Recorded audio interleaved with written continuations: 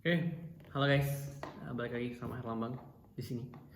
Ya, jadi sebenarnya apa yang dipikirkan oleh orang lain di saat seseorang berbicara di depan mereka atau di depan dia tentang dirinya sendiri gitu loh. Maksud saya adalah ketika kita yang ngobrol nih, cerita tentang diri kita, tentang maybe it's like our journey, life journey gitu kan, atau tentang sharing tentang sesuatu yang sifatnya privacy. Ya, privacy di sini maksudnya ya saya itu orangnya bisa seperti ini karena begini karena begitu gitu ya. Saya pernah melakukan ini melakukan itu dan ya panjang sekali perjuangan hidup saya dan sebagainya. Kira-kira apa yang akan dipikirkan ya sama orang ketika mendengar hal tersebut gitu loh. Apakah setiap orang bisa menerima ketika orang lain bercerita tentang diri mereka di depan mereka gitu kan? Atau justru mereka merasa aneh mendengar seseorang yang ngomong tentang dirinya sendiri di depan mereka gitu. Ya nggak tahu ya, kira-kira apa yang akan dipikirkan. Tapi ya exactly kalau saya pribadi ya, saat bertemu dengan orang, mungkin ada fasenya di waktu dulu itu. Saya merasa yang ini kayak ya kan ini kayak saya cerita diri sendiri jadinya. No problem, but this is I just to share about what the people thinking about when the others talking about themselves in the front of us gitu ya, di depan kita gitu ya. Saya merasa dulu ketika ada orang yang ngomong tentang diri mereka gitu, terus mereka saya menganggap mereka tuh kadang sombong gitu ya. Kok sombong banget sih orang ini ngomongin tentang dirinya, kehebatan ini itu dan sebagainya. Tapi semakin saya sadar ternyata dari cerita-cerita mereka itulah saya mengetahui siapa mereka gitu. Ya karena maybe we don't know the others ketika yang the others nggak ngomong ke kita gitu, nggak nyampein ke kita gitu loh dia itu siapa sebenarnya dan apa latar belakang tentang tujuan hidup maybe ataupun alasan dia melakukan sesuatu gitu. Ya nggak tahu ya ini penting atau nggak penting sih sebenarnya ketika kita harus dengerin omongan orang lain yang dia cerita tentang diri orang yang ngomong itu gitu. Ya di beberapa sesi maybe ketika saya diberi kesempatan dalam forum sharing, saya sebagai seorang speakers yang ngomongnya gitu ya, ketika memang ada sebuah topik yang bagi saya itu berkaitan dengan keseharian saya atau let's say saya pernah mengalami, maka saya akan ya sharing ngomong tentang hal tersebut gitu dalam topik itu atau dalam pembicaraan itu. Memang ada sebagian orang yang siap mendengarnya dan mendapatkan sesuatu dari apa yang saya sampaikan. Tapi saya melihat juga ada beberapa orang yang merasa kayak ini kok terlalu personal ngomongnya gitu ya. It's like a profession gitu kan, ngomong sampai ke ranah privasi, emang nggak apa-apa gitu. Dan sempat juga saya mikir kepikiran ya, apakah di saat kita mencoba sharing tentang pengalaman kita pribadi, artinya itu mengurangi ranah privasi kita. Apalagi kalau misalnya kita sharing di sesi ataupun di ranah yang sifatnya publik ya. Maybe kalau kita sharing depan orang banyak, even kayak bikin video kayak gini ya, saya kan juga ngonten nih beberapa video gitu. Apakah itu justru mengurangi ranah privasi? Kalau misalnya saya boleh jawab ya, ini kayak nanya sendiri jawab sendiri gitu. Ya nggak apa. Kalau saya boleh mencoba menjawab pertanyaan itu, artinya sebenarnya memang sih ranah privasi akan berkurang. Orang bisa menilai kita dan orang tahu sebenarnya kita itu berpikiran seperti apa. Kita itu orangnya yang kayak gimana gitu kan. Yang awalnya orang lain nggak tahu, yang mungkin bagi sebagian orang itu menjadi sesuatu yang privasi gitu ya. Tapi kembali lagi, definisi privasi ataupun ranah privasi setiap orang kan beda-beda ya. Ada yang bagi mereka bahkan ketika sikap ataupun perilaku mereka menjadi privasi bagi mereka pribadi, ada barangkali orang yang seperti itu sehingga mereka sangat-sangat menjaga itu dan nggak mau memperlihatkan sikap mereka itu di depan orang banyak gitu loh. Ada juga yang bahkan memiliki ranah privasi seperti ya informasi-informasi yang konteksnya adalah sifatnya keluarga gitu kan, atau konteksnya adalah sifatnya barangkali kesalahan-kesalahan yang pernah dilakukan, itu bukan menjadi itu memang menjadi ranah privasinya. Tapi kalau misalnya sikap baiknya ataupun sebuah prestasi dia mau nge-share gitu. Ada juga yang saya lihat orang seperti itu. Tapi ada juga orang yang barangkali nggak begitu peduli ya dengan hal seperti itu dan menganggap ranah privasinya ya udah sesuatu yang memang ya privasi aja bagi diri dia sendiri. Bahkan ketika pun dia harus sharing tentang kegagalan yang pernah dialami, dia sharing juga gitu. Artinya ranah privasinya udah lebih meluas ya, dan dia tidak menspesifikkan suatu hal untuk menjadi ranah privasi. Back to the topic, berkaitan dengan pandangan orang terhadap kita, penilaian orang terhadap diri kita, ataupun bahkan penilaian kita terhadap orang lain. Itu kan ranah yang nggak bisa kita kontrol gitu ya. Artinya ya we don't know. Maybe ketika saya ngomong juga saat ini di depan kamera ini gitu kan, dan ada yang nonton misalnya atau ada yang dengerin, saya nggak bisa mengontrol reaksi teman-teman gitu ya. Teman-teman mau komen, berpandangan, berpendapat seperti apapun, ya itu haknya teman-teman sebenarnya gitu kan. Apa kamu suka nggak suka, denger nggak denger, ya itu adalah hak teman-teman. Dan memang ya itu keterbatasan saya dalam memberikan pengaruh barangkali ya, keterbatasan saya dalam memanage ataupun mengontrol suatu hal. Begitu juga barangkali yang akan dirasakan ketika kita memaksakan diri kita untuk mengatur ranah yang di luar batas kita gitu. Sehingga kadang membuat kita itu ya cenderung overthinking ya, memikirkan sesuatu yang rasanya nggak perlu berlebihan kita mikirin itu gitu. Dan saya pernah merasakan sih sebenarnya memikirkan sesuatu yang kayak nggak penting tapi kayak kepikiran terus ngabisin waktu gitu. Nah kayak gitu. Nah jadi terlepas daripada seseorang menyampaikan apa dan di mana ya, artinya tentu saja dia sudah siap seharusnya dengan konsekuensi dari yang dia ambil dalam penyampaian tersebut, even itu apakah di ranah publik ataupun di ranah privat tapi one on one dengan orang yang baru dia kenal atau bagaimana, yaitu konsekuensi dikembalikan ke masing-masing. Artinya memang kita memiliki hal yang berbeda masing-masing kita, ranah privasi kita beda-beda, terus juga kita memiliki sikap yang barangkali beda-beda dalam menyikapi suatu hal. Mungkin kita memiliki interest yang berbeda-beda juga ya ketika mendengarkan seseorang bercerita tentang dirinya. Barangkali kita akan tertarik dengan cerita orang itu kalau misalnya dia cerita tentang dirinya dan dia memiliki passion ataupun bidang yang kita itu relate sama dia gitu loh. Kita itu nyambung dan itu nggak masalah bagi kita. Bahkan kita nanyain, kalau kamu secara suksesnya gimana sih? Dulu itu pengalaman kamu kayak gimana gitu kan.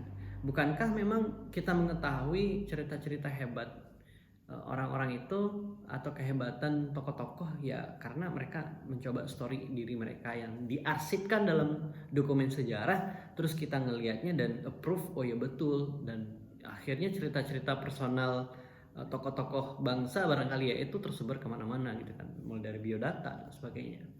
Kalau di ranah inspiring seperti itu menurut pandangan saya it's okay ya, artinya memberikan pengaruh dan hal yang positif. Tapi balik lagi kepada diri masing-masing, kesiapan kita dalam menerima cerita seseorang gitu, dan kepentingan kita juga dengan orang itu barangkali ya.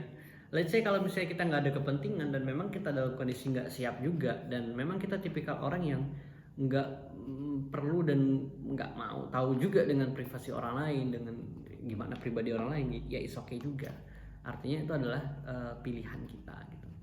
Tapi kadang yang menjadi aneh, kita terlalu memikirkan sesuatu yang nggak bisa kita kontrol dan itu sebenarnya nyusahin sih ya gitu. Misalnya kita selalu berpikiran negatif kalau ada orang lain ya, karena kita melihat si Anu itu kok dia gitu banget sih sikapnya.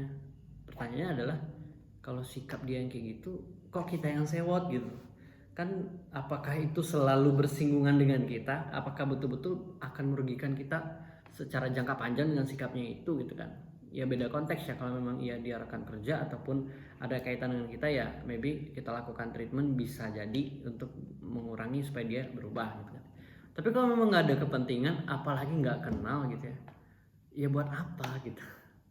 Begitu juga saat kita berada di lingkungan ataupun kita bekerja sama dengan orang-orang yang kadang memang nggak selalu satu frekuensi gitu, nggak selalu satu frekuensi, sehingga membuat kita berpikir gimana caranya bisa satu frekuensi lagi gitu. Gimana caranya mereka mau ikut saya, ataupun gimana caranya si orang ini bisa bareng-bareng dan sama dengan saya gitu kan. Sehingga itu menjadi pemikiran yang cukup berlarut, akhirnya membuat kita bimbang dan bingung, so what gitu kan. Apalagi ketika feedback dari orang ini cenderung negatif gitu ya, artinya tidak sejalan dengan apa yang kita inginkan. Itu kalau bagi saya, lihat ranahnya dulu. Kalau memang di konteks hal yang sifatnya prinsip atau berkaitan dengan kepercayaan ataupun berkaitan dengan sesuatu yang secara hukum ataupun lingkungan dan secara kemanusiaan itu adalah salah, ya kalau saya memiliki wewenang mempengaruhi dengan karena kenal dengan orang itu, ya saya mencoba berusaha gitu kan, supaya dia tidak rugi gitu. Sebenarnya kalau misalnya dia melakukan sesuatu yang melanggar sebuah hukum, melanggar sebuah prinsip gitu ya, kepercayaan, yang rugi bukan hanya orang lain tapi sebenarnya diri dia sendiri. Itu menurut pendapat saya. Sehingga bentuk kepedulian ya saya coba tanya gitu kan. Tapi kalau misalnya itu adalah hal yang sifatnya pilihan ya, sesuatu yang mungkin tidak meranah ke hal yang sifatnya prinsip ataupun melanggar hukum dan sebagainya, ya memang kadang agak berat, tapi saya berusaha menghargai gitu kan, ya ini adalah perbedaan di antara kita, even itu adalah teman yang dekat ataupun seperti apa gitu. Sehingga saya belajar hal baru dari mencoba berpikir seperti itu. Cukup mengkontrol sesuatu atau ranah yang bisa kita kontrol gitu. Karena itu akan lebih efisien dan kita bisa mengukurnya. So misalnya kayak saya nih, mengkontrol penggunaan sosial media. Ketika saya merasa sudah kayaknya terlalu banyak nih screen time-nya gitu kan, terlalu boros nih paket, akhirnya saya menyadari, oh selama ini saya terlalu edik ataupun sering buka sosial media, sehingga hal-hal lain kadang terluput gitu gara-gara buka sosial media. Ya udahlah, harus melakukan sesuatu, membuat treatment, artinya mengontrol diri untuk tidak terlalu edik dengan sosial media misalnya seperti itu. Ya komitmen coba untuk detox, terus nggak buka, ya it's okay, ternyata itu work loh teman-teman gitu ya. Ketika kita mencoba mengontrol sesuatu yang betul-betul bisa kita kontrol, dan akhirnya tidak menjadi beban lagi ya, kepikiran lagi dengan sesuatu hal yang harusnya nggak terlalu banyak dipikirin gitu ya. Terus bisa menjadi orang yang lebih terbuka dan lebih nyaman ya dalam berkehidupan keseharian. Walaupun konteks kenyamanan juga sebenarnya relatif dan dinamis sih gitu kan, bisa berubah-ubah ya situasi kenyamanan kita ataupun keamanan yang kita rasakan gitu. Namun pada konteksnya overall, saat kita mencoba fokus untuk mengkontrol ataupun memfokuskan energi kita mengkontrol sesuatu yang di ranah kita bisa kontrol, itu akan lebih baik sih ya menurut saya, based on ya eksperimen dan beberapa bacaan artikel yang saya pernah baca juga gitu. Tapi saya lupa ya apa nama artikelnya gitu ya. Tapi saya pernah baca dan dengerin podcast juga berkaitan dengan hal itu. Fokus untuk bagaimana kita mengontrol sesuatu yang ada di sekitaran kita atau diri kita sendiri, sehingga membuat kita itu akan menjadi lebih baik. Ketimbang kalau kita hanya fokus memikirkan sesuatu yang nggak bisa kita kontrol. Terus gimana dong? Apakah kita nggak perlu mikirin yang lain gitu ya? Fokus mikirin diri sendiri aja? Oh nggak gitu juga konsepnya ya. Nggak seindividualis itu sih kalau menurut saya ya. Ya tentu saja kita bertanggung jawab dengan apa yang telah kita pegang hari ini. Kalau memang kita diberikan tanggung jawab amanah berupa organisasi yang harus mikirin orang lain, ya kita lakukan gitu kan. Karena itu beda bab sebenarnya. Ketika bab yang pertama kita ngobrolin tadi adalah bagaimana untuk tidak terlalu memikirkan ataupun mencoba mengkontrol sesuatu yang di luar batasan kita. Beda bab dengan yang namanya bab tanggung jawab gitu. Kalau bab tanggung jawab, saat kita diberikan hal itu, ya udah kita coba kita optimalkan semampu kemampuan kita untuk melakukan hal itu gitu.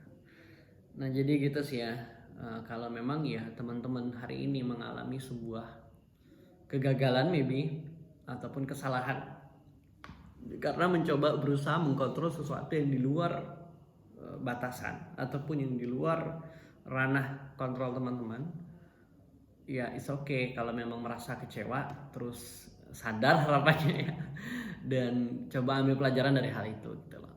Ya kalaupun kita merasa kayak sedih banget, kecewa, karena nggak berhasil, ternyata kita sudah coba treatment ini treatment itu, ya harusnya ya nggak apa-apa sih kecewa terus sedih dan sebagainya, itu manusiawi dan wajar. Tapi apakah akan terus berlarut-larut kesedihan itu gitu loh? Apakah akan terus berlarut-larut kekecewaan itu? Kan sebenarnya yang rugi kita juga gitu. Nah jadi it's okay teman-teman, saya juga merasain betapa kalau menghadapi gagal itu emang nggak enak sebenarnya. Kalau misalnya kita coba upayakan mengkontrol sesuatu dan tidak bisa kita kontrol, memang kadang kesel juga gitu. Kita udah invest waktu, tenaga. Tapi lagi-lagi ya what next gitu kan. Apa yang mau kita lakukan kemudian ketika memang sedih ya udah gitu kan, ketika kecewa ya udah gitu kan. Makanya saya punya prinsip sebenarnya gagal itu adalah learning moment gitu.